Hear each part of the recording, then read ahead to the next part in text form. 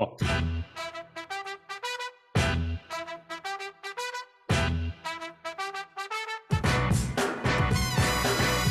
You're listening to another Woodshop podcast, the okayest podcast of its type.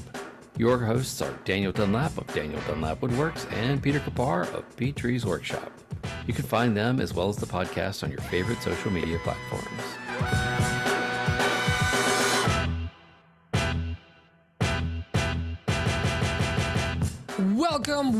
Welcome to episode 190 of another Woodshop podcast, where this week we are joined by the man with the plan, but not just one plan, a whole boatload of them. And not to mention a whole list of awesome videos to walk you through every project on both his YouTube and Instagram, which are both monster accounts. One of our longtime buddies and one of the first people that Dan and I met in the community. Please help me welcome Thomas Spirit Gojkovich. Woo! What an intro. I've been waiting many years for that intro. Many years. At least 3? When do we meet? 21 or 20? 21. Yeah. January 21 is when we went to Mike's place, I think. That's right. Oh, yeah. Officially May. But I was following you guys before that. Yeah, right. we were already all friends. I mean, that's how you knew about the whole meetup. Yeah. No, exactly. I mean, I started woodworking in 2020. I don't know if you remember, one of my first questions I called in and I asked Mike about a pine table base, and that's how far I've come. There's no problem with pine, but pine is fine. I think that's where the saying came from. What was his answer? I wonder. I don't even remember. Do you remember? He did say the phrase "pine is fine," but he's like, it's because I was asking him. I was like, I was just starting out, and I was like, I want to make it maybe a hardwood top, but maybe like a pine base to save money. He's like, pine is fine. Nothing wrong with pine. But, he sort of recommended a few hardwoods. Yeah. That makes sense. Well, how long you've come, or how far you've come, how long you've come. You know who also came long? That's a terrible segue. Dan, patrons? Our patrons, I guess. Our patrons have come along. Whatever. Hey, gonna come along. We have a new patron this week, and it is Peter, and that's all the information I have about Peter. What? I don't think it's you. I don't think it's you. I don't think it's you. I thought I signed up and I forgot. I think you would know if it was you. I might get drunk and do it. Yeah, but it's Peter. So on the off chance it's not me, thank you, Peter. Thank you, Peter. We appreciate your patronage. And as always, we like to give shout out to all of our VIP patrons. And they are Charlie Coons of Stubby K Studio, Justin Frazier of Frazier Canyon Woodworks, Jesse McIntyre of Sage Hill Woodcraft, Gillette Woodworks, Victor Aragama, John Meehoff still, Matt Maynard of Patriotic Pines, Bill Burkle of WTB Woodworking, Malcolm at Bossa Nova Woodworks, Justin at Calvary Customs, Patrick Gensel, Scott Shirk at Red Lake Custom Woodworks, Max and Mindy Coons from Stubby K Studio, Jacob Miller from A Sweet Shop. I just realized that we have 3 people from Stubby K Studio. So big shout out to all those folks over there at Stubby K Studio. Yeah, I was wondering that because I'm like Max and Minnie Coons. And now we have Charlie Coons. I love it. A lot of stubbies. I am honored. I'm also honored to have Thomas on. I'm also honored. Flattered. Yeah. Because we listen, COVID brought a lot of people together. Like, we're all on Instagram, we're all posting, but then when that happened, we all bonded a little bit. And Thomas quickly became part of the core group. We would chat often. And you've grown so much. I can't wait to hear your journey. And for those of you that don't know who Thomas is, can you please tell us who the hell do you think you are? Gladly. Yeah. Thomas Gojkovich, Serbian origin, born in 1989. No, I am a father of 2 young girls, woodworker, husband. And I've been woodworking since 2020. And it was kind of, I wish I had a better story, but it was, I was teaching full-time. I was a full-time PE teacher. And then COVID happened and the school district did not really know what to do. So everyone the went school online. District was like, where do I put my hands? Yeah, exactly. And they put everyone online, and they especially didn't know what to do with somebody teaching physical education. So I was doing stuff online, but it was a much, I'm sure you remember, Dan, with give kids in school. But it's, the school, originally the school day was cut like way short. Like the school day was over at like noon. Originally there was like everything was online, and then they were doing Zoom stuff till like noon. Anyways, so I was walking around my house and just like pacing, and my wife was like, "What are you doing?" And I'm like, "I don't have anything to do." So I started, like, we just got a new house, so I started woodworking, and the rest is history. I was just building furniture for the house, and I started my Instagram, started YouTube. I started all of them, TikTok. And actually, I bought my domain name, thomascustomwoodworks.com, at that time, just to like have it. And I didn't end up using it until maybe a year and a half ago, when I started doing stuff with my website. But yeah, that's sort of the origin story. And now I stopped teaching. The woodworking business, very fortunately, is part of my income. So I do personal training. I've been doing that for over 10 years. So I'm a certified personal trainer. I do 20 to 25 sessions a week. So that's 20, 25 hours. And then the rest, 15 to 20 hours, I'm in the shop, making content, building projects, coming out with plans. So that's me, That's But speaking Thomas. of content, you're like a content monster now. Like, you come up in my feeds all the time. Opposite And here. I haven't seen your account in months. That's why when Dan is like, "Hey, you see Thomas's account?" And I was like, well, yeah, I was she? getting to that. Like, I rarely go and check out people's accounts just to see how they're doing. But you messaged me about something.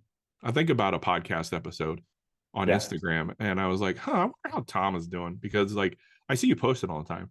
And I went and checked out your Instagram, and it was like 200 and something thousand, and I was like, what the what's happened? Where did Dan openly wept? Yeah. It's wild how many you can get when you like buy followers, like pay them money. All my sources dried up. That's why me and Dan aren't growing anymore. It's our Are you buying your followers from Serbia then? Or do you the Serbian ones. Yeah, all the countries that are not US. I've only bought like 200,000 followers, but the other ones are mine. But nice. It's just I try to be consistent with posting. It can be tough with two little ones at home, but these days I'm like 2 times a week, maybe 3. Still, but you were so consistent for so long. Well, he's had some real bangers too, like that workbench behind him that's up on the wall. That has done really well for you, at least on TikTok that I know of. And even on Instagram. Well, it's wild. I mean, I've tried to, some of those pop off, and I hate to do this, guys, but I listened to For the Gram podcast. Never heard of Heating podcast. Okay.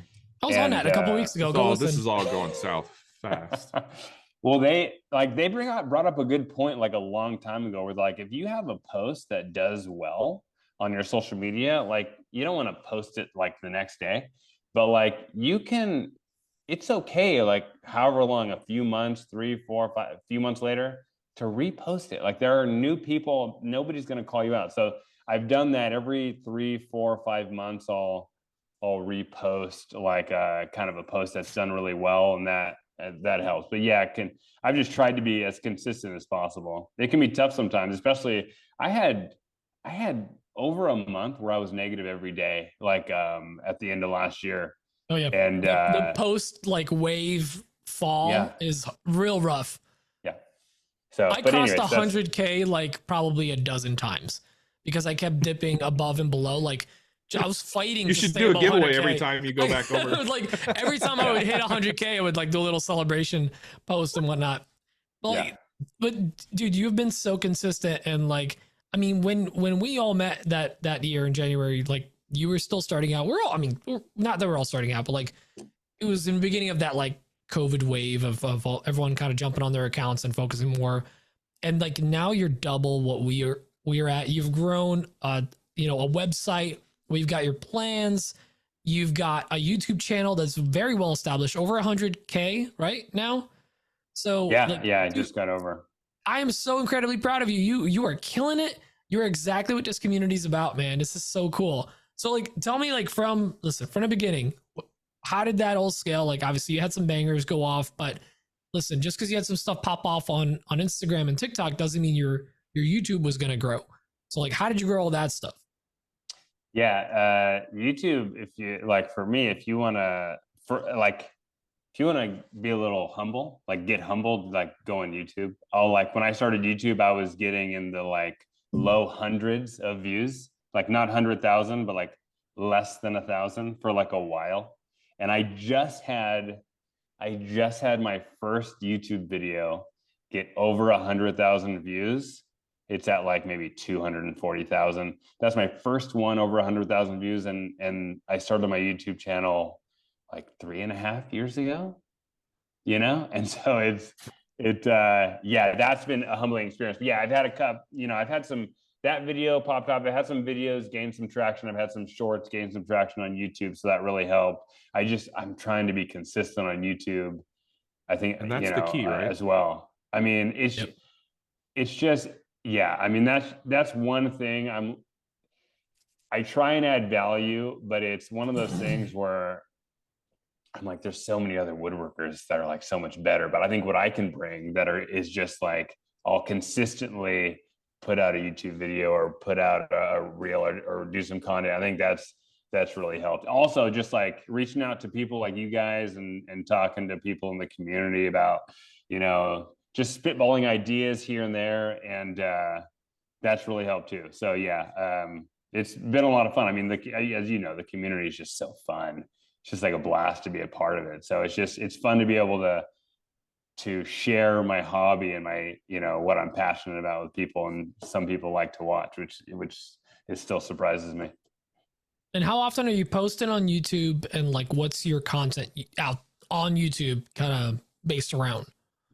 Yeah. So YouTube, I had a goal, not a huge goal guy, but I have a goal of posting 18 videos in 2024. So that's roughly, if my math is correct, which it usually is not, one video like every 3 weeks, like long form video. I can't confirm the math on it. Perfect. Thank you, numbers guy and math. Dan's good at date math. So yeah, YouTube, I'm posting again. The videos, just building anything takes me forever. I must be the slowest woodworker in the community, but also the editing, the voiceovers. So I'm trying to get a video out every 3 or 4 weeks, and trying to hit that 18 video mark, but trying to be as consistent as possible. But, I listen to John Cesaro. I listen to, a lot of people, Four Eyes Furniture, they talk about, Bourbon Moth, Keith Johnson. It's about the quality and not the quantity. So I try not to worry on YouTube about like when the video comes out, how often to get a video out. I just try and make it like a good YouTube video, even if it takes a little while. You don't have an actual posting schedule. You just do it whenever. Yeah, you feel like it's good. Whenever. People that are way better than me on you, way bigger, are doing really well on YouTube. John Cesaro, a bunch of people, Blacktail Studios. I mean, a lot of people say, don't worry about the posting schedule. Post when the video is ready. You don't need to post every week. It's post good quality content when you have it. So I think it's a little different than like TikTok or Instagram when maybe you want to get a couple videos out a week because they're short form. They're a little easier to do. But so yeah, I try and put out, 2 or 3 reels and short form videos on TikTok and Instagram, and then long form YouTube. It just whenever I'm trying to do every like 3 or 4 weeks. Again, I'm no expert on YouTube. It's tough. The video I just put out about me making some logo signs, right off the heels of my 6-figure, 100,000 view video, it's at 2.5 thousand views. So it's definitely a grind. Not every video is popping off. So but just trying to be consistent. Right on. But I appreciate those 2,500 views. I appreciate. Oh, absolutely. I mean, every little bit counts. Every little bit. It really does. I mean, shoot, I haven't put out a video in way too long, several years, 3 years at least. And And like, there's still, those videos are still like trickling in views. Sometimes I'll check them. I'm like, how did this get another 300 views? Whatever. You know, it's nice. I love that guess Etsy there's video. Thank you. That one is actually, that was like people are asking me about Etsy. I just did a Zoom and I'm like, I'll post it on YouTube. That's one of the ones that like people keep coming back to, and like they'll message me about like, hey, I watched the video. I'm like, really? That's like a year and a half old. At this point, I think it's 2 years old. That's super helpful. When I started Etsy, I watched that video. I think I watched it twice because there's a lot of good advice in there. I tell people now to go to Dan. Like, Dan's killing it. Do what Dan says. Don't listen to me. And then I tell people to go watch your video. So oh God, well, here it goes. Well, actually, so not like to derail, but since we're talking about that, I'm actually going to be teaching a class for Maker University. So Maker U. Sorry, horizontal thumb. So I'll be doing a little thing for that. So if you're interested, I'll be teaching a class there about on Etsy. So basically, it's going to be the 2024 version of that class that I taught. So it's online. Yeah, it will be through their Maker University. It's Christy from Nick and Christy. Yeah. Yep. Christy from Oak Hill Millworks and Nick from Stated Woodco. Stated Woodco. Why did I forget that? Awesome. They're right, I got you. Yeah, cool. Well, it's another one of those like, yeah, it's a community thing. It's awesome. I'll be there. That sounds awesome. All right, I'm gonna ask a really loaded question here. So you're like, you're built a big time YouTuber now, big time content creator. You're doing well. You're doing this full time. How come you don't have better tools? I'm sure you get this question sometimes, but like, and I don't mean better by like, but like, how come you haven't invested in like the crazy big production level tools? Exactly. That's a great question. Just a phenomenal question. When I started, it's like, I was just trying this hobby. I was like this new thing, and I got some pretty cheap tools. Like I just have a job site saw, and to be honest, the tools just work. Like they work fine. So I haven't upgraded. And this may be also kind of a weird reason. Me and my wife are in a few years, we're going to move into a different house. And I'm like, the tools I have, the small saws, the small miter saw, the small table saw, it's going to be way easier well, to move, huh? And I was like, well, I've lasted this long. I can wait a few more years. And so when we move into another house, instead of like getting sort of a big, whatever cabinet saw, some, big other, band saw, whatever, I'll just get rid of these when we move and then have the new bigger ones shipped to the new house. I was like thinking about that the other day. I was like, big brain move right there. Yeah. But no, because I want to get a big, I want to get the bigger tools, more tools, but I'm in a 1-car garage. And so that's actually really helpful in not allowing me to buy a bunch of tools because I don't have the space. And the tools I have, again, they work fine. They work good. I think it makes you way more relatable though, too. I mean, that too. That's why I asked the question. Cause I think that like, I almost attribute a part of your success, most of it to the fact that you are just good at what you do and very relatable. But the thing that makes you relatable, some of his success to being a listener of AWP. Well, that's big. Yeah. He learned everything he knows from us, guys. Come on. But the thing that I think makes you incredibly relatable more than Dan and myself even is because when people watch your video, they go, oh, I have that same saw, or like I have this miter station, or, miter saw, or I have that rolling cart, or I have that flip top cart. And it's not like, well, this guy's got a 150 watt laser that he's going to cut his template on while I have to go cut it by hand with a router or whatever. Like, it makes you so incredibly relatable. I mean, it's one of the, I think, things that makes like Brad Rodriguez very successful, because he could get very nice, and obviously he's upgraded his tools, but he sticks at its core to like some more approachable and I don't want to say consumer grade tools, but like kind of consumer grade tools. I mean, he was sponsored by Rigid for a while, so he was like all Rigid for a long time. Yeah, and then Jet for a little bit.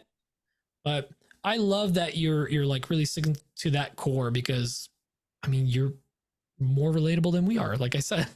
Well, to piggyback off that, another reason why I don't use a ton of maybe your more pro level advanced tools is I a big part of my woodworking business is selling digital plans on how to build like specific pieces of furniture, whether it's a miter cell station or a workbench or whatever.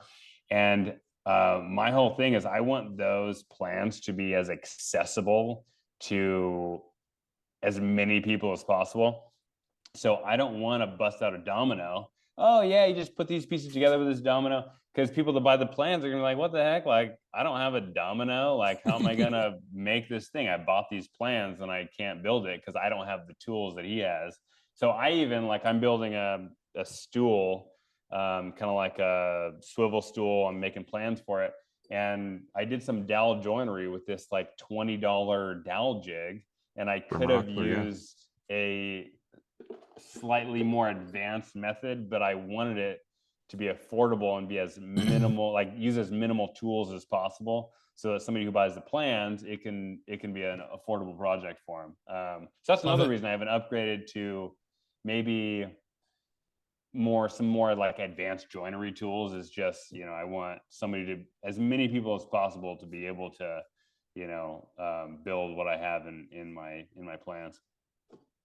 I think it's a great approach. Yeah, I think it's that's super great. That makes you also very invaluable to the community because, you know, aside from approachable, like it's realistic applications. We all love those, like, my ideal blah blah blah, you know, shop. Like you see some of these people's shops and you're like, that's one day I'll have that, you know. But like the more approachable, the more like realistic goals are like what I had 2 years ago. So, you know, or 3 years ago at this point. My old shop, like, you know, I've scaled it, but initially it was like used tools, old tools, a lot of Ryobi, you know, like some whatever I can get from the big box store, you know, upgrading to the big stuff. I think I lost a lot of my relatability when I started upgrading to bigger tools. But it was finally like, you know what do I care more about? Like, do I want to be that guy, or did I really want to have like a shop that I really like? I'm just going to be super excited about. So it was really fun to grow that. But some days, I'm not going to lie, I'm like, man, I just wish I had like a small shop with basic tools. Like, this is a lot. You can, no, of course, I kind of go back and forth, but I mean, you do so well, and like you have it so well organized. I feel like I've never seen your shop messy in any of your videos. Yeah, it's like pretty small, you know. So I think helps, that's what makes it look bigger than it is. You keep the clutter to a minimum. I would have every wall covered. We were talking about this in the pre-show, and I was like, you have a pretty big shop, and no, it's a one-car garage. It's even smaller than a one-car garage, but it looks bigger than it is because you keep everything organized, and I'm jealous. Yeah, it's 198 square feet, not 200 to be clear, 198. And 198. But yeah, it's I have this weird thing. It's a mess now. I hate the feeling. This is super weird. I hate the feeling of like walking on a bunch of sawdust. I don't know what it is. It's like a weird feeling. So I like. Oh, is it like one of those nails on a chalkboard for you? Yeah, it's kind of like that. It's so weird. And I'm a woodworker, so he doesn't like soft floors. That's weird. But no, but I like to keep a neat shop. It really does help, just like not having it, like having the small shop. It helps it. I don't know. It just helps me not have a bunch of stuff because I don't have room for it. Well, you were giving us the tour a little bit earlier. You don't need to do it now, but just you showed us that it's like a one-car garage that's extruded almost from like the two-car garage. So I was like, where is he have all the lumber? Oh, there's the lumber. And it was like you had some nice slabs stacked up against the walls. Like, yeah, you still have some storage, but it is a very clean canvas to work in, because I know Dan and me. Every inch of that place would be filled with, first of all, offcuts, scraps. We can't throw out anything. You know, and there'll be like random shelves, and they'll somehow be like a large CNC in there, even though there's no room for it. I cleaned up my scrap area like last week, and it's already overflowing again. Like, I need somebody to come to my shop once a week and take out my scraps. Nick, Braden, get on that. That's the problem. They get so much from me that they can't take anymore. So I need more Nick and Bradens locally. So if you're listening and you need something, let me know. If you're in the Omaha area and you need scraps, head up Dan. Is that how it's pronounced? I've been pronouncing it Omaha for like years. No, it's Omaha. Don't listen to him. Oh, okay. I like Omaha. It sounds like it's a Hawaiian town. Yeah. Omaha, Hawaii. Can confirm You know it's not. You know, like I hear people like a lot of people say like, oh, don't keep your scraps. I feel like I use a lot of my scraps, like a lot, so that I like keep it more than I should, because I always end up like needing a little piece like here and there. I don't know how you guys are. Like, do you guys ever need your scraps? Because I seem to like always need them. I use them There for comes jigs. a time where like they become more of a nuisance trying to maintain the pile Sure. than they are worthwhile keeping around. Because a lot of the scraps that I have, theoretically, every time I look at them, I'm like, oh, one of these days I'm just gonna make a bunch of cutting boards and have them or something like that. Some small tchotchkes. But they pile up so fast that I can't. So I taught Dan how to say tchotchkes, and now he keeps did you? using Okay, it. so Yeah, that's a Peter word. little side story, right? I made a post in the Onefinity Facebook group last night. I may or may not have been inebriated, but I made this post in the Onefinity Facebook group, and people were asking me, what are you making? Because I was just like giving love to the small Onefinity woodworker, their original. And I told a few people I'm just making tchotchkes. And FYI, I didn't know how to spell that word. It's got a weird spelling. You got to do speech to text. I just said it into. Yeah, I just said it into. Even I don't know how to spell it. It starts with a T or something. Anyways, I've had several people like, "What the hell is a tchotchke?" So I'm like, I don't know. It's just a word that Pete uses that I Tchotchke, like. it's like a knick-knack, or what's a who's it? I learned Yeah, what that word means from this podcast. I feel like that's when I became a man. I feel like that's a like a old New Jersey person term, tchotchke. So like that's why I know it. I've heard the word before, but I've never actually used it in actual real life. But here I am. I guess that's how you know you're getting old. You're getting old. Start showing grays and start saying tchotchke. Anyway, I forgot what we were talking about. We're talking about scraps. Oh yeah, scraps. Scraps, yeah. Scraps. No, like so. Like, I was listen. I'm a hoarder. I grew up not well off. I hate to say I grew up poor. I did not, but like we hoarded stuff that was like useful, not to a hoarder level, but just like, we can use this. We can use this. You could see usefulness in it. I could see usefulness in it, or I will need it one day. So now I think that's how a lot of woodworkers view their scraps. One day, I could use that. But it's getting to the point where like I can't even use all these scraps and cutting board projects and when I do my cutting board seasons. And on top of all that, my very dear friend Keith Johnson, that lives very close to me, keeps giving me his scraps. And sometimes these scraps are just like really nice pieces. But like they're really nice pieces if you're making a ton of cutting boards every day. Otherwise, like it's gotten to the point where I'm like, I'm burning perfectly good wood because I'm just like, this is too short to use anything on anything efficiently. And if I need a short piece like this, I've got 30 over there, you know, and then another 50 in a shed. It's kind of getting out of control. So I'm learning the value of not having that stuff because it takes up space and space is time. Now you sell a lot during the holidays. I mean, do you guys ever use some of those scraps just to like before the holidays make a bunch of cutting boards and then put them out? Like, yes. Yeah. I'll make cutting boards and bottle openers and, other tchotchkes. Yeah. And knickknacks. I will say though, when I do I do a cutting board season, I call it, and I do about once, maybe twice a year where I'll just like take all my scraps, start laying them out and try to make as many cutting boards or charcuterie boards or coasters, whatever out of that, do as many glue ups as I can. But the amount of time it takes me to make sure that every piece of offcut is like actually or squared up, jointed on four sides, and I can glue it upright and the grain matches and it's the right color to match the rest of them. Like by the time I go through that, I will say that making cutting boards out of scraps is twice as long as making intentional cutting boards. Because you can just get a board and batch it out, and then each offcut cutting board, different thickness. Mm-hmm. It's a pain in the ass, but I still do it because I'm like, I can't just throw this out. I can't throw all of it out. All right, so Thomas, like What's next for you now? Because you've obviously, you're doing pretty well, but you're like us, you're not done. You're gonna keep working. You talked about, the next house, possibly a bigger shop, but like what's next for your business for you? Like what are your goals for not just YouTube, but for your business for this year? For this year, so last year I came out with 6 woodworking furniture plans.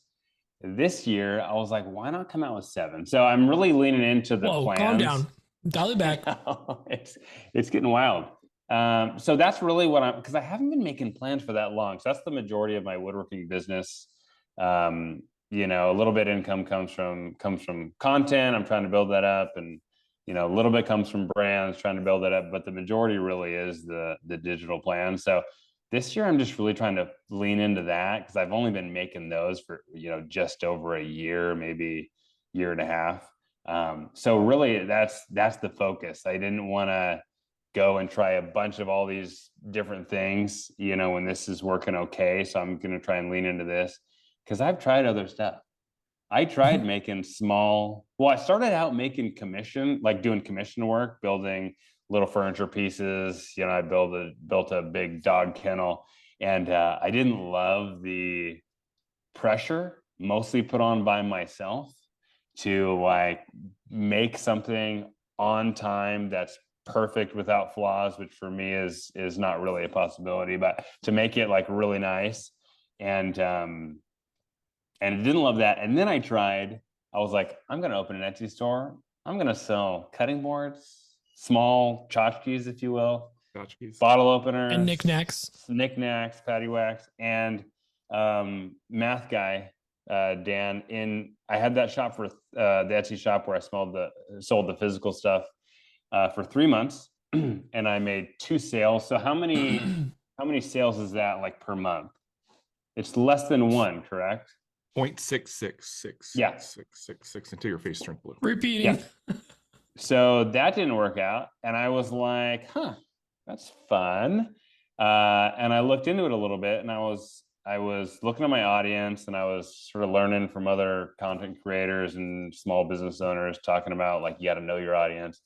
And I was looking at my audience on social media, and I was like, there's a lot of woodworkers and makers that can They're not buying your tchotchkes. They're not. Nope. They can make the tchotchkes. Like, why would they buy my tchotchkes? They can make them. So I was like, okay, we got to reevaluate what we're doing. And so I thought, well, I could maybe make a product where they can build it themselves, because a lot of my audience is other people, craftspeople who can build. So that's where sort of the plans came out, and that's a lot of my business. So I'm just, to answer your question, I'm just leaning more into that as much as I can and trying to figure out ways. The nice thing about having the small shop is I'm having to figure out like things to save space. And I did a poll on YouTube, which is a great feature that I found. Drew Witt is, a big fan of the polls. I don't know if I think he's Wetworks. I think Wetwork is the guy that he's a big fan of My People, the polls. Yeah. Yeah. I gotta check that. Yeah. He gave his sauce stop a bath because it was dirty or something. I don't know. No, Drew Witt, phenomenal guy. Very super helpful. I don't know where I was going with it, but polls for YouTube feature. Yeah, he's killing it on YouTube. So anyways, I did a poll, talking about the size of my audience's workshops, and it was something like, over 75% of the people that responded, it was maybe 400 or 500 people, said they were either in a one car garage shop, 2-car garage shop, or something, smaller than a 2-car garage shop. And so really it's been nice having this 1-car garage shop, because I've had to figure out ways to save space. And I think people relate to that, who are in a small space, and maybe they are more likely to want to, try out my plans, because it's kind of, there's some space saving ideas. So I'm still trying. So that's another thing for this year, is just trying to figure out some more ways to save space. So leaning into the plans. Right on. I love that. That's good. That's awesome. Dan, you got any other questions? Well, I was going to say, are one of those plans that bench behind you in the video here, the space-saving workbench that hangs up on the wall? Yeah, it's the wall-mounted folding workbench. That's a good one. I just came out with another one. Great visual for an audio medium like this, but it's another folding workbench right behind me that is a little smaller. That because I built the wall one, and just how the legs fold, it's gotta be a certain size so the legs have room to fold in. And for the one car garage shop that I'm in, it's a little big. So I built this other one that's more like, gosh, I should really know it. It's like 2.5 feet by 5 feet. And so for my one car garage shop, that is a little bit more reasonable in terms of it doesn't take up the whole space. I call it the middleweight folding workbench. And you guessed it, I'm coming out with a lightweight folding workbench that's a little smaller. Yep. So you heard it here first, folks. Yeah. So yeah, the folding stuff I think people like. Cool. Yeah, cool. Right on. Glad to hear that's going well for you. I've been wanting to get into that selling plans, because I do have a lot of ideas and things. Not necessarily shop projects, but so my question is, like, what are you using to make your plans become a reality? Great question. I'm going to answer it, and then I'm going to kind of put you on the spot, Dan. Something I messaged you a little while ago. Ooh. But no, it's all good stuff.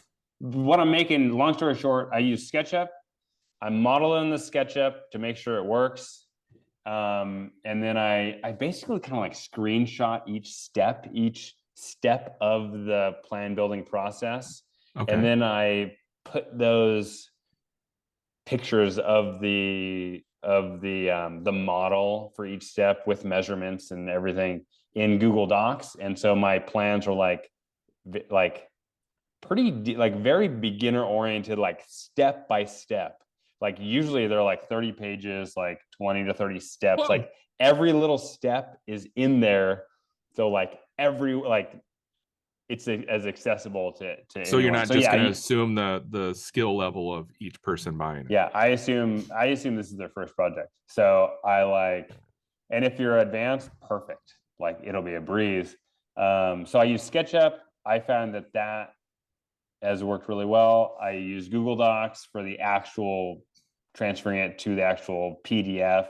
And then every plan comes with a instructional video, which I use LumaFusion to edit those videos. And I literally just do it on my phone. So it's like a tutorial video of like every step of the process, but I use LumaFusion, which I think I heard about on this podcast. Yeah. I mean, that's how we used to edit the podcast. Yeah. And I think Mike, so I use that to edit the videos for my plans. And as I've told you, I've listened to every episode. And where is Mike just out tonight, or the third host that you always have? Is he? Yeah, he's busy tonight. He's just busy just for tonight. Yeah. Indefinitely. Oh. Definitely busy. We're on a trial separation period for a couple of years. Cool. No, but Dan, so that's what I use to like make them to life. But Dan, I know you've been talking about having a website. Yes. Making a website. And I know, technically I have one. DanielDunlapExperience.com. Technically, crushing it on Etsy. I just, like I told you in the message, I use Shopify for my products, and it is so easy to set up. I'm horrible with tech, and it's so user-friendly to set up, and it's made so well to sell products. And I looked in 2023, and I think it was like 13%, 12.5 or 13% I paid in fees on Etsy. And on Shopify for the fees, I pay right about like 4.5%. So that's the nice thing about the website. That would be a big chunk of change. Is that it? The fees are lower, and it took a little while, a few months, but now I get more sales on my website for whatever reason. I don't really know why, but I get more sales on my website, and I still get some sales on Etsy because it's such a huge search engine. So anyway, Right. I encourage you to consider the website. Well, we've talked about that. If Double you dip. are a faithful listener, you would have heard that that's one of my goals for this year. Yeah. We're still early, right? It's only Big goal guy. Yeah. Still got at least a couple of weeks left in a year. Yeah. I got you. I'm not good at math. I definitely need to diversify my listing. Oh, I was thinking about, because you do so much with Etsy. When I started my Shopify, they were like, hey, there was like, do you want to add reviews to your website? And I was like, no. Because it's like, it's like, I mean, most of the reviews that you get are overwhelmingly positive, but you get, but you get yahoos. that one errant one that's like, you get a few 1-star, 2-star that are so unreasonable. What are you talking about? That like don't know what they're talking about. Yeah, so it's like they're like incorrect, or like they. Anyway, so yeah, that's one thing that I was like, oh, there is no way that I'm putting, like, I don't want to stress about reviews on that may have sold platform. me right there. that you may have just like fixed the whole thing for Dan. It's like, oh, you know, I got to do this today. Well, I'm doing this tomorrow. Exactly. Because Dan gets plenty of the reviews that are like, hey, I bought this this product for $199 and I still haven't received my insert or the saw. So, like basically people legitimately buy the digital, being like, I thought the saw came with it. Yeah. I've had that. Where's my product? That. Yeah, I've sold an insert, and I had a guy get mad once. I may have had this twice, but at least once where I've had it with like a chisel. The saw didn't guide. come with it. Like, I didn't get the chisel. Oh, no. Dan, they thought the saw was going to come with the insert. Yeah. For how much? How many dollars? $25. 25. Yeah. I mean, that'd be a hell of a deal. I'd be bummed. They thought they found a deal of the century. I had somebody, and this, again, I've been selling plants for over a year, and this has happened maybe 4 or 5 times. So it's not a huge deal that you're going to get some of these people. But I vividly remember somebody was a little upset because they paid for a 3-plan bundle, $36 for 3 plans for pieces of furniture, and they were wondering when the 3 plans for $36, when those pieces of furniture will be shipped to them, because they thought they were buying the actual furniture shipped and built, $36. So yeah, I mean, I had to tell them the odds of that happening. I wish I could do it more. The price. More and more products you sell like that, the odds of that happening kind of go up because the world is full of all kinds of people. So. Sure. And it was no big deal. I mean, I gave him a refund. I was like, what, it happens so infrequently. I just thought it was a noteworthy message from that person. I was like, Hilarious. What a deal they thought they got. What a delusional human, too. It's crazy. It's crazy. You kind of wonder how those people like interact with other facets of their life. Like, how do you get around it in this world thinking that well, yeah, and I think we are in it, so we are entrenched in like lumber prices so much. And although they should know that 3 pieces of furniture shouldn't cost $36. I mean, you couldn't go to Walmart and get 3 pieces of furniture for $36. You'd be hard pressed to get 3 pieces of furniture from Goodwill for $36. That's actually a good point. But it's like, I built a desk for our house like a few months ago, and I had to break it to my wife at the end of the build. I mean, it's a nice desk, but it's a simple desk, but it was made out of white oak. Right. I had to break it to her that just in materials, it was like $550. Yeah. Like just materials and hardware, and finish and stuff. And it was like, like people don't realize just how just material. You can get a IKEA desk for a lot cheaper, but no, it's lumber is expensive. Yes, good quality lumber is expensive. Yes, it's like we're getting into pottery barn prices just for the material. Yeah. And then you go up from there. Exactly. Yeah. All right. Well, we should probably jump into some of the other things that we have. I do want to call something out that we we didn't do maker news over the last 2 weeks. There was an item that came up in the community that I wanted to mention. So Jake from a sweet shop got a tractor. I'm kidding. No, but he did get a tractor. I'm very jealous. Lee Ullman got his own shoes. Did we mention that?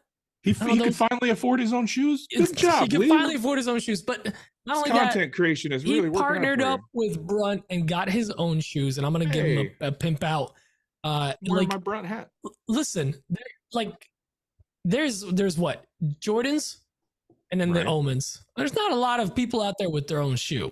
So it's pretty badass. His own shoe? He has his own shoe. Brunt released the Ullmans. They're slip-on boots. They're actually hella comfy. I do have them. And I will shout out if you want to pick up a pair, Peachtree's 10 with an S. You can use that. But like, does Lee have a discount code? It doesn't matter. Peachtree's 10. Okay. But the thing is, I'm just like, listen, I'm like blown away. Like somebody in a community has their, like, this is a new level, has their own shoes named after them. That's bonkers. So very proud of him. Just want to shout that out because I think I forgot to mention it last week and a week before. It's been on my Maker News for like, since we're talking about Maker News, something else happened.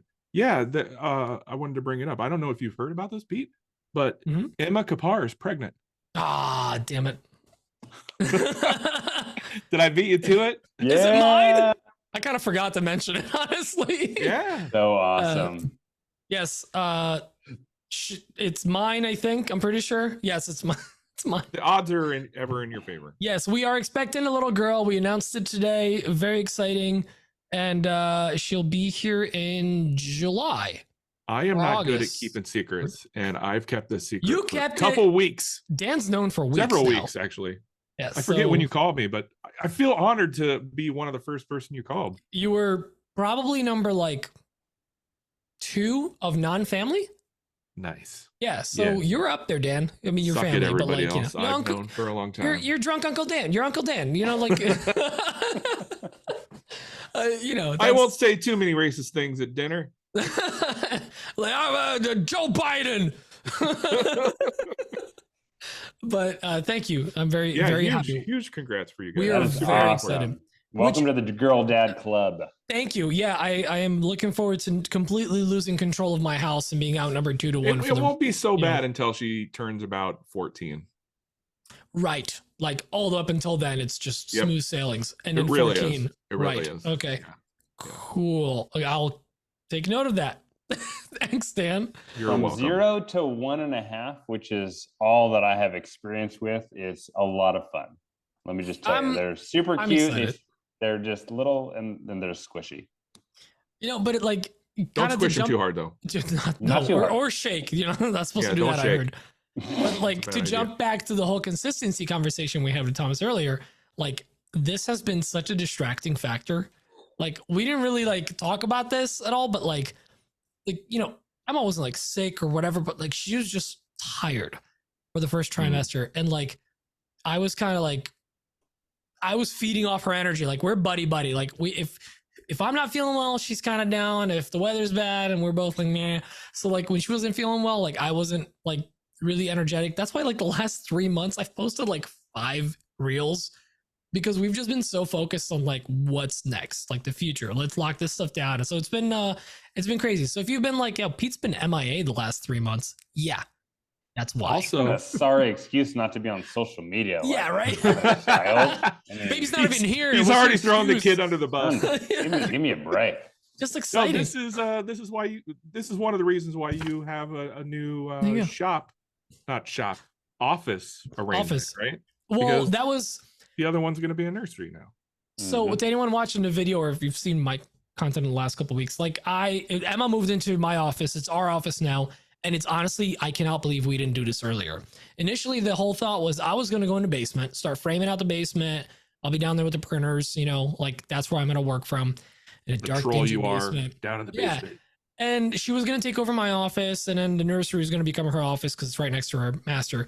And she had the thought. She's like, what if I like moved in here? I'm like, well, let me figure out like if there's enough room. I had to cut some pieces off my desk to make everything fit. But we're in here now. We have 2 L-shaped desks facing each other. We got all our screens. We get to talk to each other all day while we work on stuff. We have a projector in here already from my VR setup. So like we literally project like our calendar and whatever project we're working on the wall on an 80-inch screen. It's awesome. I love having this setup. And if you watch the video right now, you'll see like a heart on the right side and a pink bookcase thing. That's because Emma's stuff is on one side and I'm on the other side. So we both have this like live stream background to play with too. So best move ever. If you're friends with your wife, if you like each other, you play well together. You don't need a weekend away from the missus.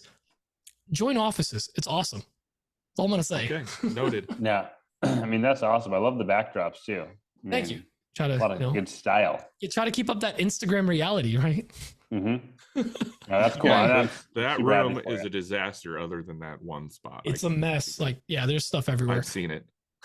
I mean, like is to proudly show off my disaster, so whatever. I'm real over here. I mean, are we pulling back the curtain and telling people that when we post stuff on social media, that if you move the camera 2 millimeters to the left or right, it's an absolute disaster? Just like stuff on the floor, desks are full. Was that lotion and Kleenexes? that I saw? No, that's just paper towels and tissues. Oh, okay. And then there's a track saw back there. There's a surf prep sander. There's a Milwaukee. I am not moving my camera because No, this it's is dangerous. the good spot. He wants you to see the evil he wants you to see, and then he doesn't want you to see the other stuff. Exactly. It's been, Well, it's been great. Dan, is that one of your design side table designs behind you, Dan?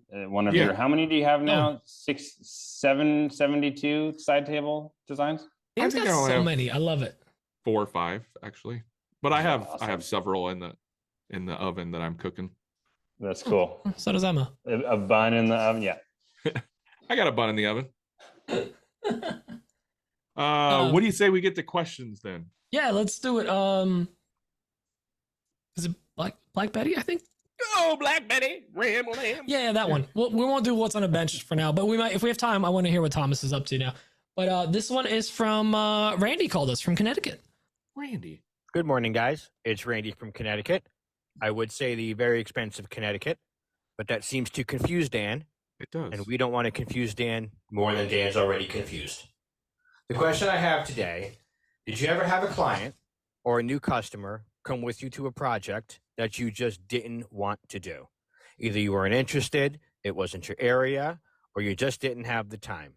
So you gave them a go-away price, hoping they would just go away. But instead, they took your go-away price. Did you end up doing the project anyway? And what was the project? Thank you, guys. Love the podcast. So what do you say, Thomas? You did commissions for a short period of time. Did you ever run into that situation? It was so short that I did not get out of the stage of underpricing my project. So again, I didn't do it for that long. I did it for like a few months. And so my prices were, I just underpriced. I was trying to get, just some income coming in with the woodworking and some experience. So I have given, there's been, this or that brand that nobody's heard of, and they have this little tool, whatever, miter gauge, something, Contour gauge, something that I've given that FU price to, and it's been so high that no one has taken me up on it yet. So they usually those brands normally don't like to overpay. So anyways, that was a long answer for me having no real valuable information. So none for me. Dan, what about you? Well, I think most people know the answer I'm going to give, and that's the stupid doors that I did for that client a while back. Oh, the white oak?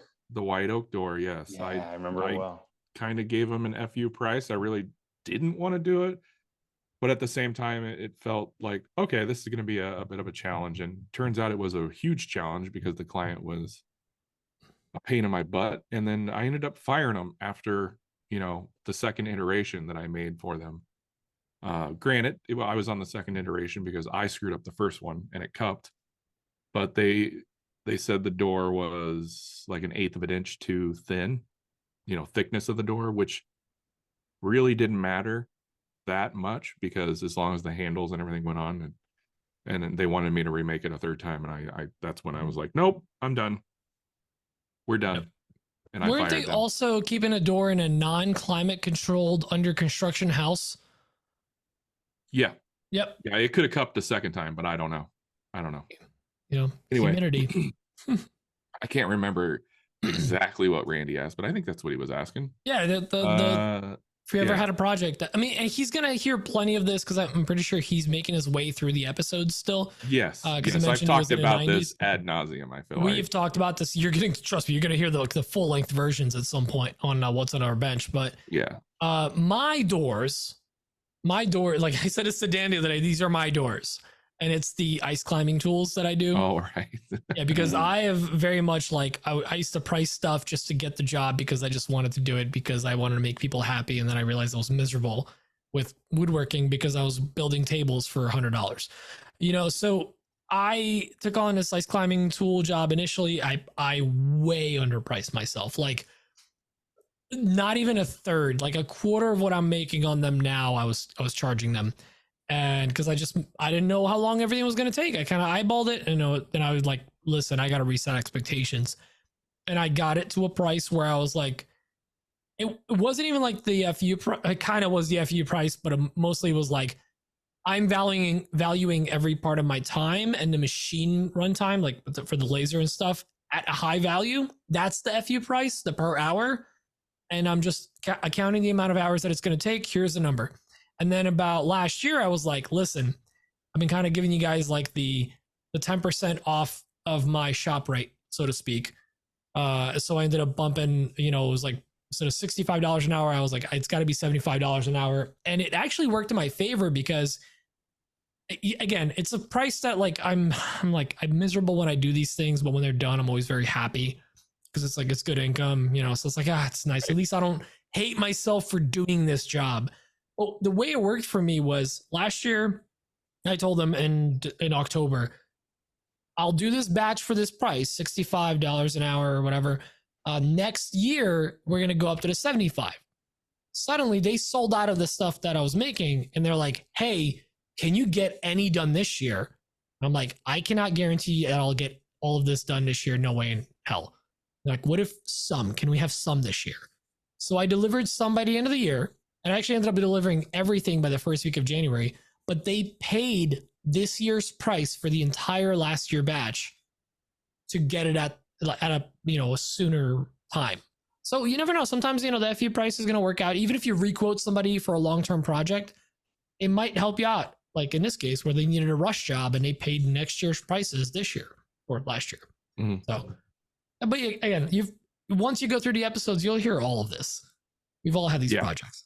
Yeah, it's definitely seems like a learning experience. I mean, we're all learning, especially when you start out, you're just learning what to charge. Like that seems to be what everyone sort of struggles with at the beginning, and is a huge learning curve, is learning what your value is, learning what to charge.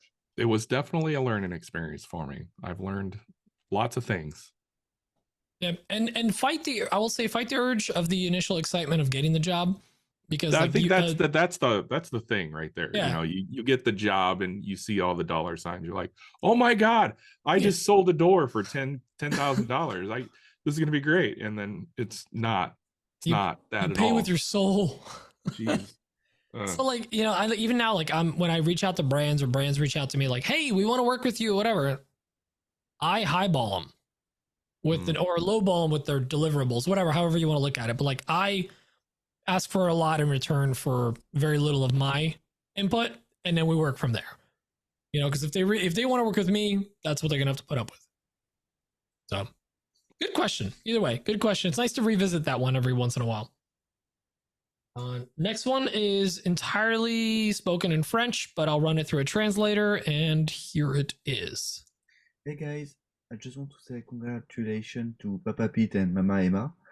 I think that Tom and Dan will agree with me that making things for your child is one of the greatest things ever. Like I made a bed for my older daughter, and I can't wait to make another one for my youngest too. Dan, Thomas, what was your favorite thing you made for your child? And Pete, do you have already ideas to stuff to make, like a laser cut crib maybe. All right, bye. Dan, why don't you kick us off with things you've made for your kids? One of my favorite builds all around was for my daughter. I made her a bunk bed, and I called it a modern, like mid-century modern style bunk bed. I slanted the legs, and did all that. And I made it out of construction pine. Whoa! I made this for her. Can you wait? Can you do mid-century modern out of pine? It was mid-century modern-esque.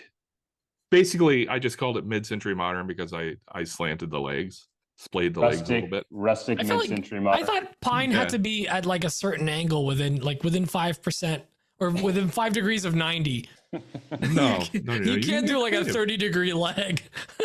So I made this for her when she was, I want to say she was about 7 years old, and she still has it. It's still standing. She's still 7? She's 15 now. Okay. She'll be 16 this year. I do think she's going to grow out of it here pretty soon. I mean, she doesn't use it as a bunk bed anymore.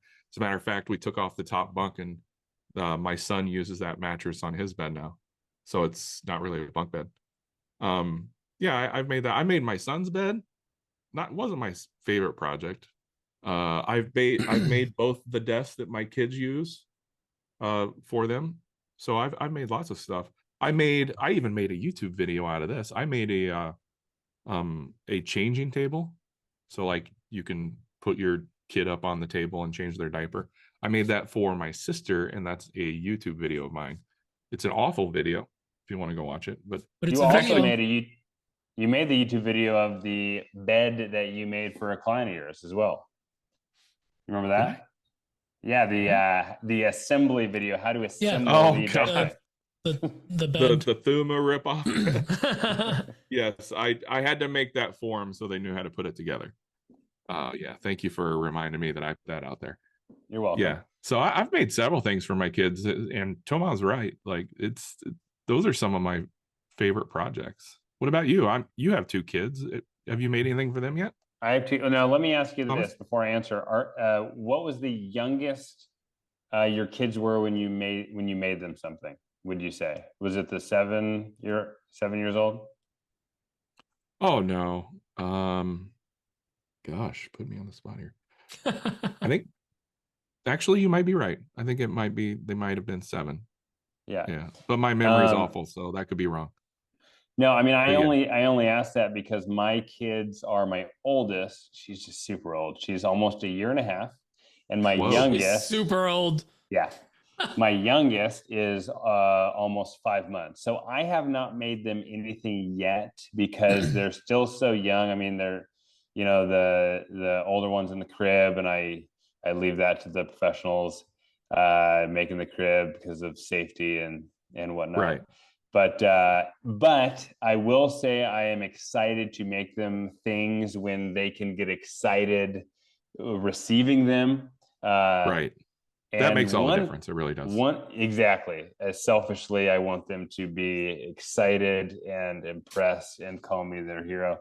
But worship me. Yeah. I am the creator. One project I will say, which I think will be the first project I make, and I'm going to do it, and anybody's welcome to steal the idea, is the Christmas time little villages, the little houses, the little things. I really want to make a whole little village out of wood, and maybe by that time I'll have a CNC or a laser engraver and engrave things on them, like my oldest daughter's Logan, and I can have like a Logan's bakery in the little village. She'll have her own little village her own little bakery, and then sort of give them those, each Christmas they'll get another little house or building in the village. That's nice. Kind of what I'm thinking. But I can, exactly, the beds and the desks, I think those are fantastic ideas, and I'm excited. I haven't made anything yet, but it'll happen in the future. Yeah. Pete, what are you excited about? You can always make your kids cutting boards too. Yeah, kids love cutting boards. Cutting board. Kids love cutting boards. They love cutting boards. Okay, especially when they're about 3, 4 years old. Yeah. That's bottle openers. Yeah. Yeah. But it Give has to them a be sharp knife. they have next to be thing what- magnetic, otherwise they're not gonna care about it. No, No. you're exactly Kid- right. Kids actually react to magnets under age of 5, just so you know. Okay. Pro tip, since Thomas actually kind of brought this up a little bit, he said that he's going to leave crib making to the professionals. If you want to piss off the internet, you make your kid a crib and then post it to Reddit. They will. Oh yeah. Yeah. Internet's gonna just set you on fire. Well, Yeah. Pete, you will get this. I got this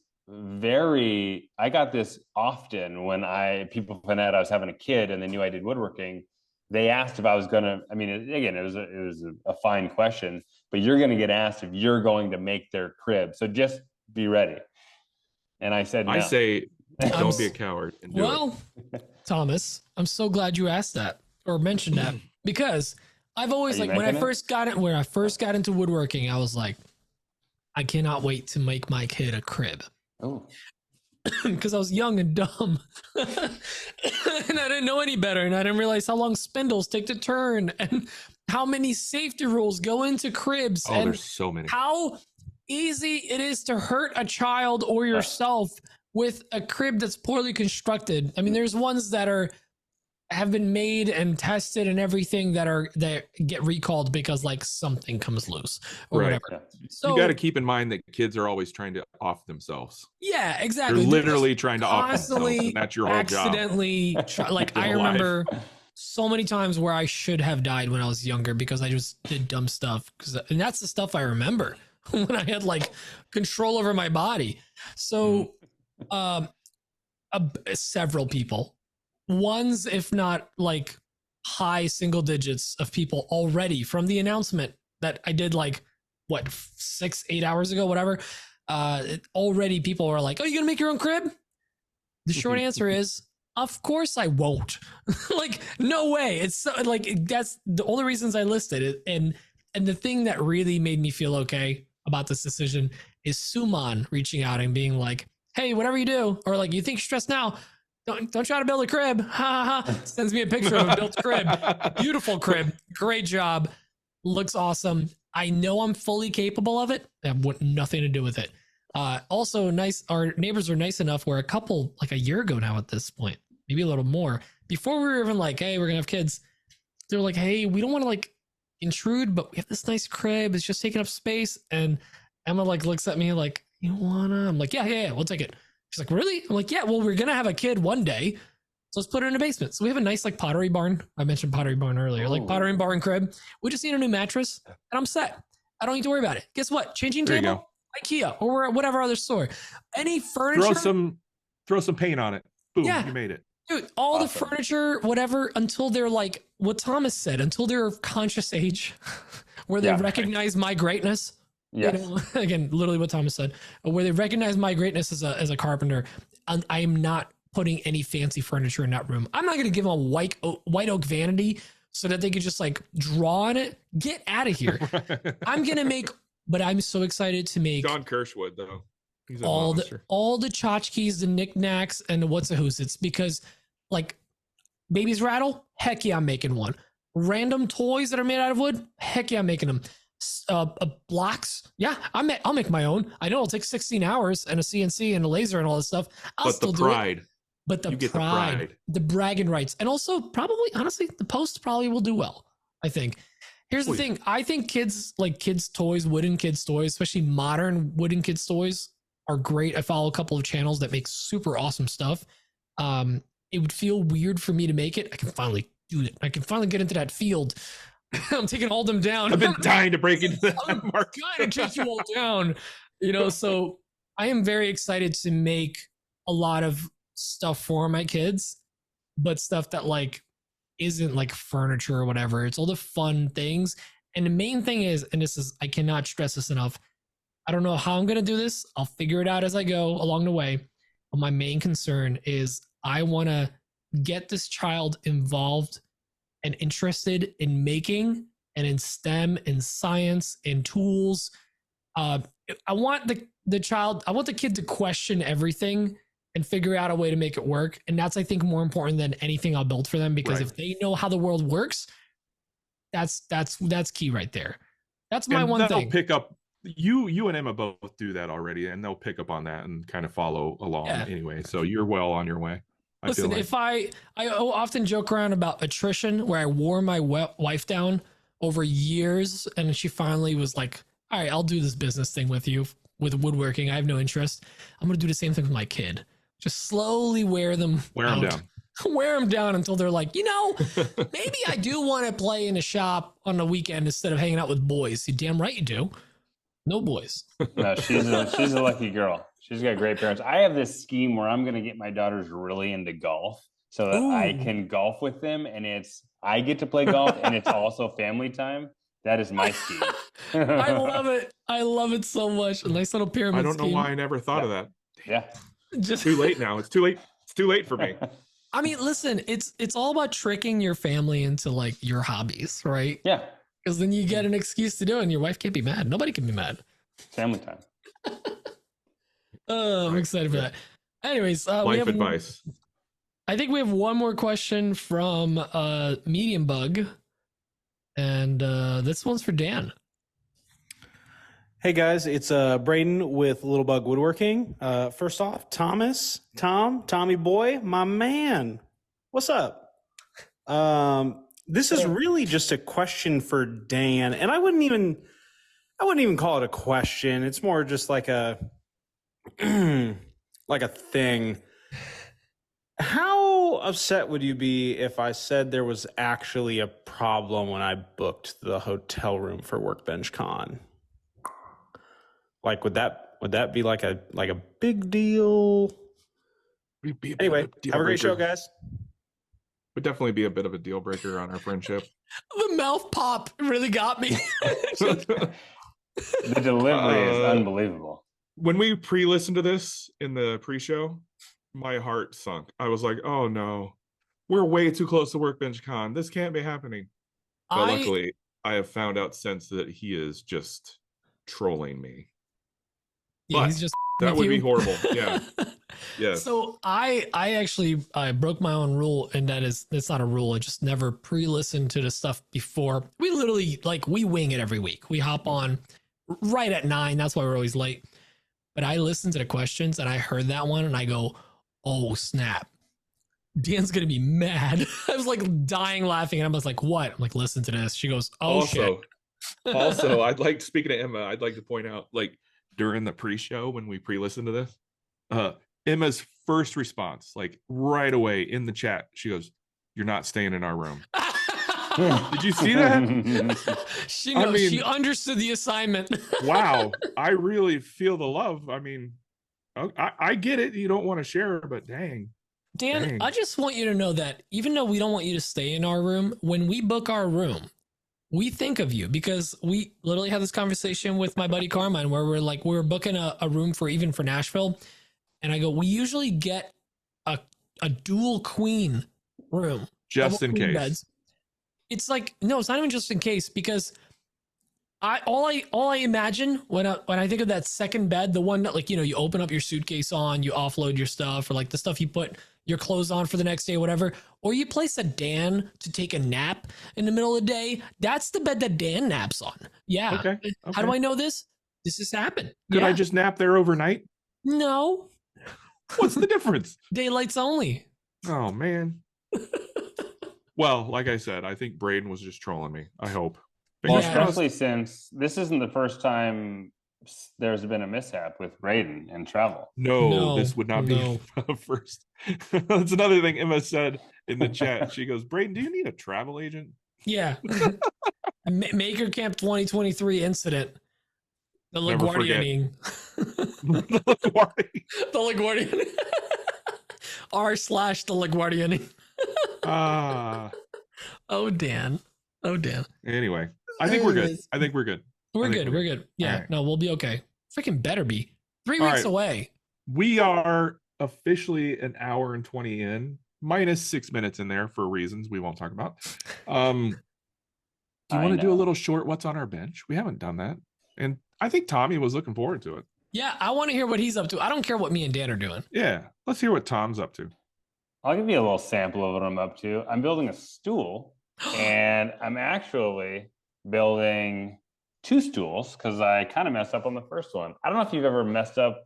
You probably can't relate. I where you never So messed wait, up on a project. hang on. So the first one's the first stool, and then there's a number 2 stool. Correct.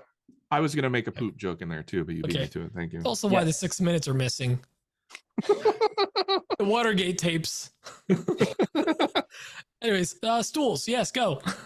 I got stools. Yeah. So I thought, what a great idea. I want to make a shop stool, but it's going to be adjustable. I'm going to use a like plumber's flange. It's like where you can thread in like a threaded rod. But I didn't know this. I think normal adults know this. I was unaware that there's different thread types that screw into different thread like receivers. And I had the biggest headache trying to find the correct threaded rod to go into the flange. And I found the type that it needed to be, but I couldn't find where to get it. So I finagled it and I finally got it to work, but I thought I'm not going to make plans for this stool because it's going to be tough to get the part. So I made a second one that just swivels. The swivel hardware you can get on Amazon. It's super easy. A lot of companies have them, but it's kind of like, there's some slanted legs. It's made out of white oak. It's Fancy. I don't know if you've also done this where you over-engineer something and make it nicer than it needs to be. This was originally going to be a shop stool, but it now has a all white oak base with a mahogany round seat. So anyways, I finished the adjustable stool. I'm finishing up the white oak swivel stool, and that should be done in a few days. And I'll put plans out for that one. But it takes me long to build things in general. But when you film everything, like I film the videos for the plans, and just because like time is so valuable, anytime I build something, I also make it into a YouTube video. So filming has been it makes it take longer. So that's what I'm working on, those 2 number 2 stools. But they're coming together. They look good. By the way, your videos were very misleading with I remember watching the clips of I'm making a stool and I'm adding some plumbing in the center and there's just a hole in the center. And I'm like, is he just making like a rustic bidet? Like, what is happening? I had some fun with that and I'm having fun. I'm really going back and forth with the YouTube thumbnail and title, where it could be something where like I added plumbing to a stool and then I took a picture where it's me next to that hole in like the base. But then I'm like, I don't know, I might want to do because I have like the original stool that I built for my shop. I may want to do like you've seen on YouTube, there's like 3 different types of stools that they build, kind of like DIY and then like mid-level and then pro. So I may do that instead. But yeah, that was a fun little. Or just do a thumbnail with the original stool and then the new one and just be like, old stool, number 2 stool. Classic. There's going to be some poop jokes in it's the all about YouTube clickbait. voiceover. You have to. Yeah. But it's all about genuine clickbait. You don't want to have every video you pointing to a piece of furniture and it says, I quit in like big letters. Yeah. Which is a classic on YouTube. Yeah. We've all done it. Number 2 stools. Nice. Are you working that's on what anything? I'm working on. Yeah. Pete? Me? Other working than on? making babies or I just a dang kitchen island. I haven't had time to even get in the shop a lot this week. You'd think that I'd be in there every day, but just I don't know. Just it's so hard to get in there and start working on stuff. We're also trying to film this into a video, so it's like I can't just go out there, work for an hour, and just start tearing stuff apart. I got to set up a camera, record this, record that. I'm actually trying to incorporate Emma. Like most of the time when I'm shooting, I want her behind the camera now, as much as possible. Like I need her involved in the process as much as we can to try to make sure that we're both very much invested in the process. Because if I just do this by myself, it's going to kind of go by the wayside. Well, you're paying her, so put her to work. There's that. Yeah. I've had several people make the joke like, finding good employees is so hard. You hire them and 6 months later they go on maternity leave. Damn it. But so that's it. We're trying to redo that island. My goal is get the island done and get the video out before Just an Workbench Con. island boy. So I have 3 weeks to do it. And if Thomas can do it, I can do it. That's a lie. He's way better man than I am. I will try to be like Thomas and release a video. That's a horrible way to live. Do not really. Be like Thomas. But what about you, Dan? What are you working on aside from bow ties and things? Bow ties and Etsy orders, baby. Always. Although I feel like I'm making progress. Yeah, you do. Yeah, you are. So for the first time since the holidays, I really feel good about my Etsy queue. So around Christmas, my Etsy queue, which is all the orders that I need to do, was up near 90 something. Like That's too many. Ridiculous.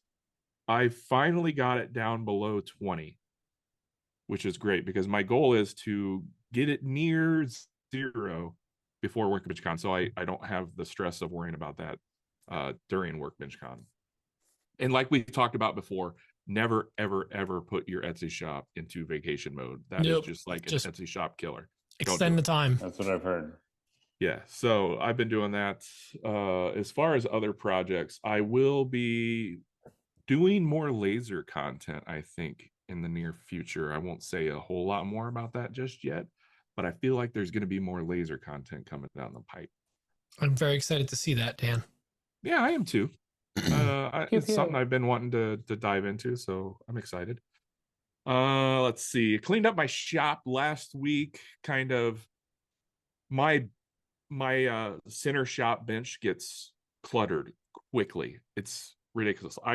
I don't know how people do it. Like Thomas, I don't know how you clean up after yourself, but I don't know how to do it. Too clean, clearly. bud. Too clean. I don't know how, and it gets bad. And basically, I'm calling people out. If you're local, come get my scraps because they're taking over again. That's free wood. If I did my math right, that's my scraps could literally keep a cutting board business afloat. I feel like I should probably be selling my scraps. As a matter of fact, I've thought about doing that, just like making cutting board kits, like pre-boxed or whatever, and selling those. Well, with how many making a good income on that? With how many ZCIs and bow ties you're making, I mean, the offcuts, are they just perfect for like cutting board strips? They are perfect. They're like 18 inches by 1.5 inches by 4/4. That's pretty good. They're perfect for cutting boards. Literally, that's what I've always like thought to myself. Okay, I'm going to keep these because one of these days I'm going to be able to get over there and just whip out a bunch of cutting boards. And you need to hire a cutting board kid. I really do. And I had that for a while. I mean, Isaiah was doing that back when he worked with me. He would make cutting boards whenever there was time for him. And that actually worked out well. But, that's not happening anymore. So I do need a cutting board kit. I mean, that's a great idea, the cutting board kits. I mean, Woodcraft has cutting board kits. I mean, people would, I don't know. That's a pretty good idea. Again, that just takes more time and effort, and I'm not good at spending time and effort on ways to make more money. Yeah, I'm not good at that. I really need to be. I need to have a shop manager that keeps me on track. I almost do need a boss. Emma. I need a boss. I think that's one of my problems. I don't have a boss. I don't have somebody like watching me and keeping me on track. I'm just like, I'll get to it eventually. Well, you had a trail boss, right? I do, but that's not good at bossing me around, unfortunately. But I also have a pit boss. Maybe I'll. Oh? Yeah, but it's covered, so maybe that's the problem. So, long story short, I'm not doing a whole lot of anything different currently. It's same old over here. But the numbers are down. That's the thing. The numbers are down. You're going to go to Workbench Con with a single-digit queue. That's the goal, baby. That's the goal. That's the goal. Dan, I'm curious, how are the how do the side tables do? Because I know you were selling the seat tables, what you call the sofa seat tables, like those were going slide great. table. The slide tables, some of those new designs.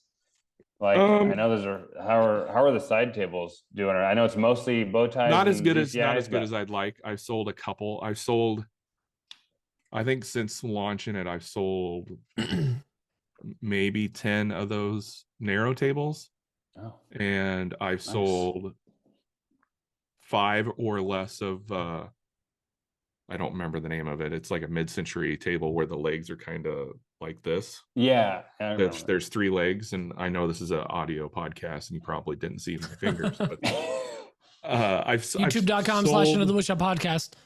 Like 5 of those, and I've released a couple others, and I've had people inquire about them, and just waiting for them to take off. It's a slow grind, really. I mean, they don't just start selling right away. They need to get momentum. You need to sell more, and as you sell more, Etsy will start showing them to more people. So it's kind of a slow roll, but it's okay. Last year I checked the numbers. I sold 50 of those slide tables last year. Wow. Nice. Yes. That's a big ticket item. That's awesome. Yeah. That's phenomenal. So I'd like to get those numbers on some of those other tables too, but we'll see. That's really cool. It's all a waiting game. I'm doing my best. And your best is good enough. Is that what I would tell my students? Yeah. It'll have to be. Yeah, it's gonna have to be, because I ain't doing any more. That's it. That's me. That's me in a nutshell. How did I get in this bloody nutshell? I was waiting for you to do the line. Speaking of nutshells, Thomas, where can everyone find you? Let's see. My social media is thomas.customwoodworks. YouTube is Thomas Custom Woodworks. My website is www.thomascustomwoodworks.com. And I think that's all of it. Facebook, Thomas Custom Woodworks. I have a quick story about Facebook if you have a quick second. We got all the time in the world. So Logan from Newman Special Woodworks on Instagram and all the social medias, he posted a story. This is a while ago, I don't know, a few months ago, about a fake account on Instagram, or it might have been on Facebook or Instagram. It was on one of the social medias, and he was like, "Hey, could you, this isn't me. If you could report them, that'd be great." And so I was like, I've never thought about doing this, but I'm gonna look and see if I have any fake accounts. And didn't have any on Instagram, none on TikTok. I went on Facebook. I had 2 fake accounts. Oh, Thomas really? Custom Woodworks. My picture, same logo, same everything. I looked. One of them had a few hundred followers.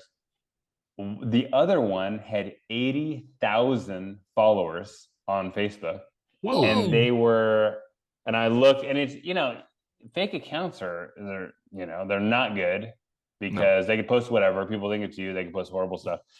This person was just posting my Facebook reels, like the videos that I post on my Thomas Custom Woodworks Facebook. They were reposting them, and they were on the homepage of this fake account. They had my real website, so they were actually helping me get people to my real website. So I was like, do I get mad? Yeah, I was like, shut them down. Still frustrating, but kind of like nice. Like they're helping me get more business. I'm mad with an asterisk. Yeah, it was like not good. I reported them, but I was like, interesting. I don't know what I'm feeling now. So that was kind of funny. Keep an eye on your metrics, because if it gets shut down, if you see like a half dip, be like, Command Z, Facebook. No. I know. So I was like, I was interested. I was like, it's so interesting that they were like kind of helping. They were like a jerk for having a fake account, but kind of helping me out at the same time. I know, but like, I dream of a day where I'm popular enough that people want to copy me and rip me off. Yeah, it was a weird feeling. But Thomas Custom Woodworks on everything, and that's it. That's it. That's where they can find me. Cool. They'll get all the info from there. Keep it concise. Everything's kind of got the same tagline. Thomas Custom Woodworks. Yeah. Dan, where can people find you? At Thomas Custom Woodworks on Facebook. But that page got taken That's down. where all my links are. Yeah, my Facebook page got taken down recently. I don't know why, but that will, everybody knows where they can find me. Oi. Oh, was I really going to pimp myself? Are we doing that? No, I mean, you don't have to. I mean, if you want to. I mean, You never know. Somebody could be listening for months now and be like, I wish I knew how to find these guys. Well, They don't read it's in the show show notes. notes. You could read the show notes, or you can find me on Instagram and You Facebook expect and... our listeners to read? No, but I rather find you on Thomas's site. That's the way to do it. Yeah, you can find me at thomascustomwoodworks.com. I'm there as well. As is our next week's guest, which, if the stars align finally, which is very hard to do, Jason the Bourbon Moth Hibbs and Keith, Jerry, and Lola Johnson are going to be on. Or not really on. We're doing kind of a mashup. It's another Shop Sounds podcast. We're kind of doing both. I feel like we're both going to release a thing at the end and I think it'll be more downloads. Yeah, it'll be both of our episodes. I mean, obviously they'll probably crush us, but this has been in the works for some time, a couple years, 2 years. So the episode will be released on both podcasts. I don't know. We haven't really discussed it. Yeah. Right now, as it stands, we're having them on our podcast. We were originally trying to put together a little holiday extravaganza where we're going to have all four of us on, and then maybe do like a Patreon episode or something. I don't know. It was all ideas, and everyone was too busy because holidays. So because holidays, we'll see. Yes. Because holidays. So, anyways, Keith and Jason could also be found on Thomas's website. And at the week after that, we're gonna have Pat and Carlina on from the Pine Barren Pallet Works. And I think you can find them on Thomas's website. They're on Thomas's website as well. Yes. Yep. And then a week after that, we are not doing an episode because we're going to be at Workbench Con. If you want to find out more about Workbench Con, go to Thomas Custom, or what is it? I'm sorry. Thomas G. Custom, what is it? No, Thomas Custom Woodworks. Yeah. Thomas Custom Woodworks. So I was like, wait, you can find everything. Yeah. I was like, is there an initial in there? So yeah, all information can be found on that site. Go check it out. Go buy a plan. And that's all I got, Dan. That rhymed. That's all I got. Hey, thanks everybody for listening and watching and sharing the show, because we know you're sharing the show with everybody you know. Speaking of rhyming, also want to give another shout out to all of our patrons. Without you guys, the lights are not on. We do this in the dark. If you want to join Patreon, if you want to become a patron, sorry, words are hard for me. You can go to patreon.com/anotherwoodshop podcast and get joined up over there. We have a couple tiers you can join. There's even a free tier, but whatever. That's odd. I've always thought that was odd when they came out with that. Yeah, I don't know why they did that. If you want to help support the show, share it or do one of the paid tiers if you can. Yeah. We appreciate all of it. We really do. Yep. That's it. I think that's it. I think that's it. And super secret code phrases. Goodbye. Bye. Love you long time. Bye.